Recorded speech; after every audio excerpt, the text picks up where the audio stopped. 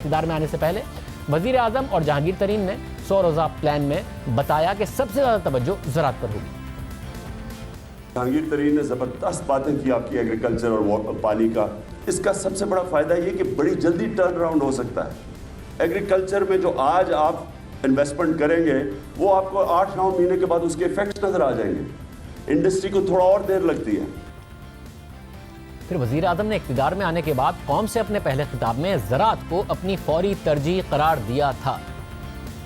پاکستان میں اگر ہم نے سب سے تیزی سے اگر آگے بڑھنا ہے تو ہم کسانوں کی مدد کریں۔ کسانوں کے پاس جب تک پیسہ نہیں آئے گا وہ اپنی زمین پہ نہیں لگائیں گے، اور وہ زمین پہ نہیں لگائیں گے پیداوار نہیں بڑھے گی۔ تو گورنمنٹ نے مدد کرنی ہے، کسان پیسہ بنائے، اور پیسہ تب بنائے گا جب ہم اس کے خرچے کم کریں اور پیداوار کی قیمت بڑھائیں اور اس کی ییلڈ بڑھائیں۔ ہمارے پاس فیصل آباد یونیورسٹی زبردست ہوتی تھی، وہ ہم نے جس طرح باقی ادارے تباہ ہوئے وہ بھی پیچھے رہ گیا۔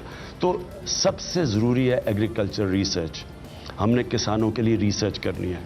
یہ ہم سوچیں کتنی افسوس کی بات ہے کہ ہمارے بیچارے کسان ہندوستان سے سبزیوں کے بیج لیتے ہیں تاکہ ان کی پیداوار بڑھ جائے۔ ہم کیوں نہیں کر سکتے؟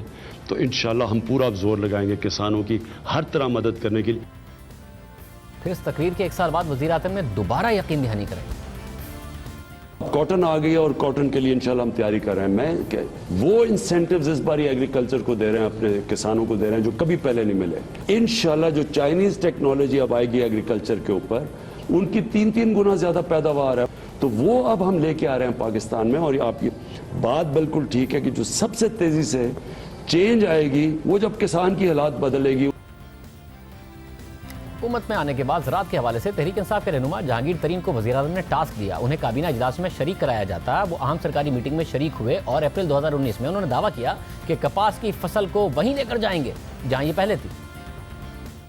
ہم اب آگے، یہ ایک تبدیلی کی حکومت ہے۔ انشاءاللہ تعالی کپاس کو آج کے بعد سے ہم نے کام کرنا شروع کر دیا ہے، بلکہ ہم 2 مہینے سے اسلام آباد اور لاہور میں بیٹھے ہوئے ملک صاحب کے ساتھ کام کر رہے ہیں، اور سب مل جل کے انشاءاللہ تعالی کپاس کی فصل کو انشاءاللہ وہی مقام پہ لے کے جائیں گے جہاں پہ یہ ہوتی تھی پہلے، اور پورے علاقے کے کاشتکاروں کے لیے یہ خوشخبری ہے۔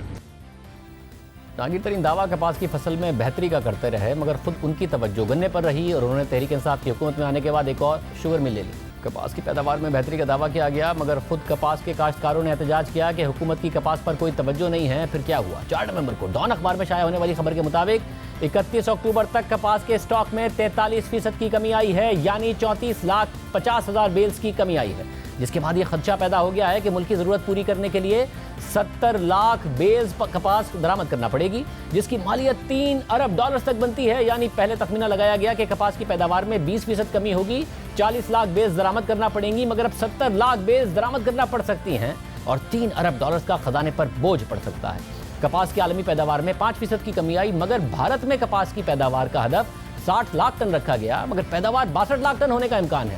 اس لیے بھارت کپاس کے بڑے ایکسپورٹر کی حیثیت سے سامنے آیا ہے۔ پاکستان کے لیے ایک بڑا دھچکا ہے، کیونکہ $80 کروڑ کی گندم اور $6.5 کروڑ کی چینی درآمد ہوگی، یعنی ملک میں صرف ان 3 اشیاء کی درآمد کی وجہ سے $3.8 ارب کا زر مبادلہ ضائع ہوگا۔ ایک ایسے وقت میں جب پاکستان میں ٹیکسٹائل انڈسٹری بھرپور صلاحیت کے ساتھ چل رہی ہے، کپاس کی ضرورت ہوگی اور ہمیں کپاس اور زیادہ درآمد کرنا پڑے گی۔